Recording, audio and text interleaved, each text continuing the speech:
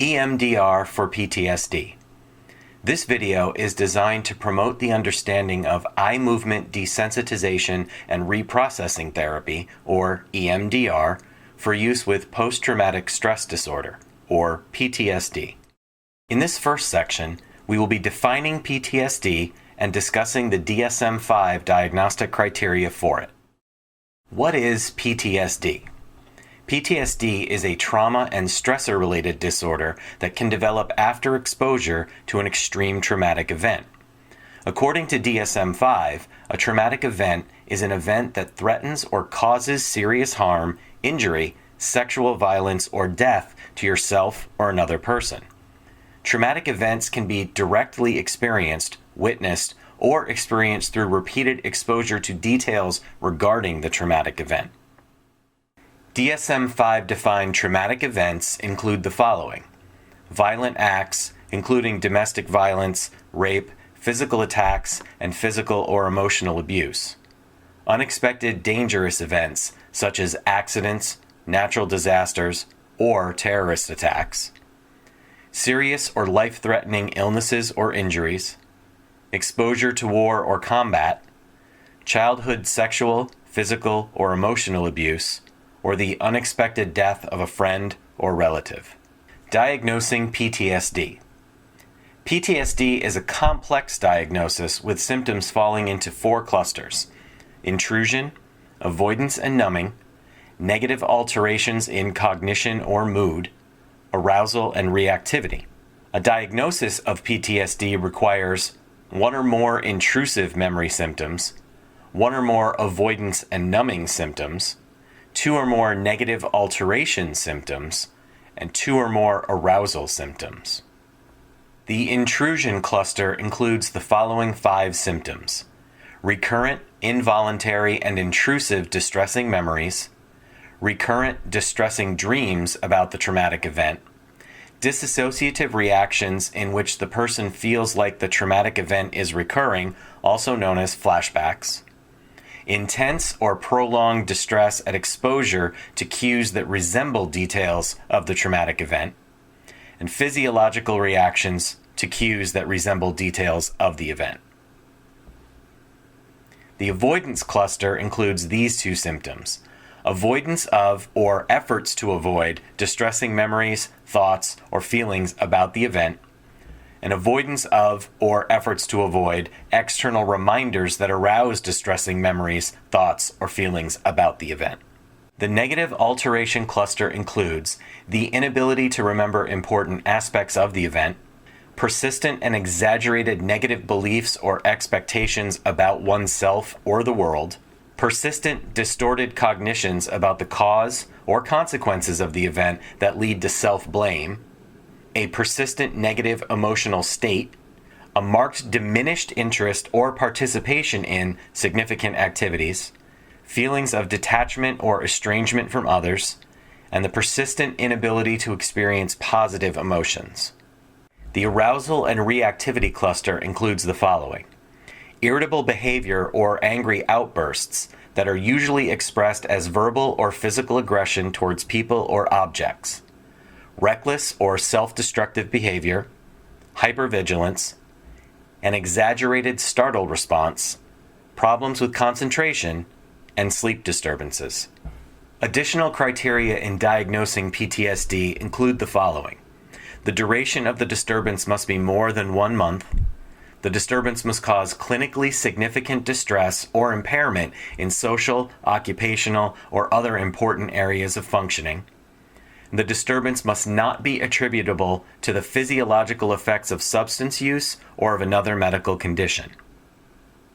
There are 2 specifiers used in diagnosis: 1, with dissociative symptoms, depersonalization or derealization, and 2, with delayed expression, delayed onset until at least 6 months after the traumatic event has occurred. PTSD and the brain. Let's take a minute to look specifically at how PTSD affects the brain, because understanding this bit of neurology goes a long way to understanding both what PTSD is and how EMDR works to treat it. The triune model. The human brain is essentially divided into 3 main structures: the reptilian brain, which contains the brainstem and cerebellum. This is responsible for the fight or flight response and for basic survival. The limbic or mammal brain, which contains the limbic system. This is responsible for emotions, memories, and habits. And the neocortex or the human brain, which contains the cerebrum and the prefrontal cortex. This is responsible for language, abstract thought, consciousness, and imagination. Trauma and the brain. When the brain becomes stressed in response to a traumatic event, the reptilian and mammalian brain centers take over and shut down higher brain function. The body's fight or flight response becomes highly engaged, and the brain floods the body with adrenaline and cortisol. The brain's only job now is to anticipate, prevent, or protect someone from potential dangers. To do this, it relies on automatic processes that, in general, bypass the parts of the brain involved with learning and making conscious judgments about situations. This is termed survival brain. PTSD occurs when the brain becomes injured and is unable to reset itself after a traumatic event. The survival brain state becomes stuck, and the brain can no longer regulate itself. When this happens, the brain can no longer distinguish what is safe from what is unsafe, and it views every stressor, even normal everyday ones, as serious and potentially life-threatening. The brain can no longer tell the difference between imagining the traumatic event and actually experiencing it. Imagining the event sets off the same brain stimuli that the real event did. Therefore, images in the mind feel real in the body. What is EMDR? Now that we have a basic understanding of PTSD, let's talk about what EMDR is and how it can be used to treat patients. The history of EMDR. EMDR was first developed by Francine Shapiro in 1987 to help alleviate the negative effects of PTSD. EMDR is a holistic therapy that integrates several aspects of other models of psychotherapy, such as psychodynamic, cognitive behavioral, interpersonal, experiential, and body-centered therapy. Although it was originally designed to ease the distress of traumatic memories, EMDR is now used to treat other aspects of PTSD, such as negative cognitions and hypervigilance. There are now over 100,000 mental health professionals in 52 countries trained to administer EMDR.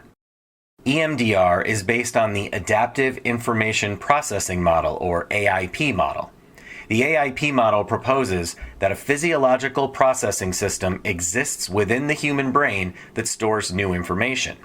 Adaptive processing occurs when new associations are forged with older stored material, which results in learning and the relief of emotional distress.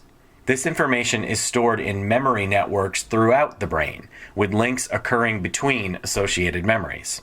Networks are organized around the earliest related event, which means that the memories about a recent event may contain elements connected to past experiences. The AIP model suggests that if information related to a traumatic event is not processed fully, the initial distressing perceptions will be stored intact, along with any distorted thoughts or perceptions that were experienced at the time of the event.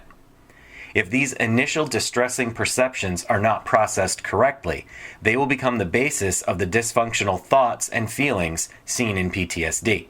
The symptoms of PTSD occur because the brain retains the unprocessed sensory, cognitive, and emotional elements of the traumatic event. Only by engaging the brain to fully process these elements will the symptoms of PTSD eventually subside. EMDR and the brain. EMDR uses bilateral eye movements, like those that occur in REM sleep, to stimulate both halves of the brain and activate the information processing centers that PTSD turns off. These eye movements decrease the intensity of the images and emotions that are related to the traumatic event. As the brain becomes desensitized to the distress that is associated with these memories, it becomes possible to reprocess the memories with positive, adaptive information, which will then be stored within the brain's memory network. In this way, EMDR uses bilateral brain stimulation to desensitize older, traumatic memories and reprocess them with new, adaptive information. EMDR in practice.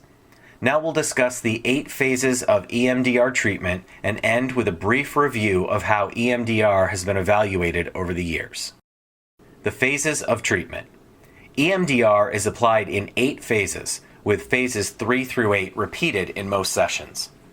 Before addressing traumatic memories, a counselor uses EMDR to assist the client to develop skills to help tolerate the distressing feelings that occur along with the activation of the memory network. Treatment usually starts with the earliest related memory that evokes emotional disturbance and then works on towards the present. The phases of EMDR are reapplied until memories no longer activate distressing thoughts or emotions. Treatment can last anywhere from a few sessions to a few months. Phases 1 and 2. In Phase 1, the counselor takes a full history, assesses the client's readiness for change, and develops a treatment plan. The counselor also identifies suitable memory targets for EMDR treatment. Phase 2 is a preparation stage in which the client-counselor relationship is established, expectations for treatment are set, and client education about EMDR is given. The client is taught calming techniques to help combat the distress that accompanies traumatic memories. This phase can be a single session or span many sessions, depending on the complexity of the trauma history. Phase 3. The processing of the traumatic memory begins in Phase 3. The counselor conducts an assessment of the sensory, cognitive, and affective components of the targeted memory. The client describes the visual image associated with the memory that is most vivid and compelling. The client then identifies a negative belief about themselves that is elicited by this image. Example, I am a failure. The client then states a desired positive belief they would like to associate with this image. Example, I can succeed, and rates how true this belief feels on a scale of 1 to 7, with 7 being the highest. The client then mentally combines the distressing visual image with the negative belief. This activates the memory network and often brings up strong emotions. The client identifies these emotions and rates their distress on a scale of 0 to 10, with 10 being the highest. Explicitly labeling the emotion allows the client to articulate feelings they may never have been able to express before. This also establishes a baseline from which the counselor can monitor changes in intensity. Lastly, the client identifies and locates the bodily sensations that are evoked by the traumatic memory. Phase 4. In Phase 4, the client is directed to focus on the visual image, negative belief, and bodily sensations, and is instructed to let whatever happens happen. The counselor then moves their fingers back and forth in front of the client's eyes, thus creating the bilateral eye movement. This stimulation lasts for about 15 to 20 seconds. In lieu of eye movement, bilateral brain stimulation can be achieved through tapping alternate hands or through auditory stimulation. In this video clip, you can see a brief demonstration of what it looks like when the counselor initiates the bilateral eye movements. The client and counselor's chairs are moved close together, and the client's eyes are lined up with the counselor's right shoulder. This position provides the best and most comfortable way for the client to follow the counselor's fingers. After the eye movements are completed, the client is directed to let go of the material, take a deep breath, and is then asked, "What do you get now?" The client then describes what bodily sensations they feel and what images are now in their mind. In general, the new material gained becomes the focus for the next set of eye movements. This cycle of eye movements, followed by client feedback and refocusing, is repeated several times and is usually accompanied by shifts in affect, physiological sensations, and cognitive insights. As negative imagery and beliefs become more diffuse, newer, more positive beliefs become stronger. Phases 5 and 6. The 5th phase begins when the client can access the targeted memory without distress. The client is instructed to think about the original memory while simultaneously thinking about the positive cognition. The focus in this stage is to incorporate and strengthen the positive cognition until the client reports a strong belief in it. In Phase 6, the client is asked to notice if there is any tension or unusual sensation in the body while thinking of the memory and positive cognition together. EMDR processing is not considered complete until the client can think about the memory without feeling any negative sensations in the body. Phases 7 and 8. In Phase 7, the counselor determines if the memory has been fully processed, and if not, assists the client using the self-calming techniques developed in Stage 2. Clients are informed that processing may continue after the session and are instructed to maintain a journal of any material that arises between sessions. Phase 8 occurs at the beginning of every EMDR session after the first one. The counselor asks the client to think of the processed memory to determine if the EMDR treatment maintained. The client's journal is reviewed and the counselor assesses if new triggers are present. Evaluating EMDR. In 1998, APA reviewers graded EMDR as being efficacious for civilian PTSD, and EMDR was judged to be more efficient than alternate treatments. Multiple studies report that only 3 to 8 EMDR sessions can produce a decrease in PTSD diagnosis of 60 to 90%. EMDR has repeatedly been shown to be equally effective to CBT and prolonged exposure, which are currently considered to be gold standard treatments for PTSD. However, EMDR has been shown to be less effective than other treatments for combat PTSD and multiple incident PTSD. Thank you for watching this presentation. The goal was to pique your curiosity about both PTSD and EMDR as a treatment for this disorder. For more information about EMDR and PTSD, please see the references used to create this presentation.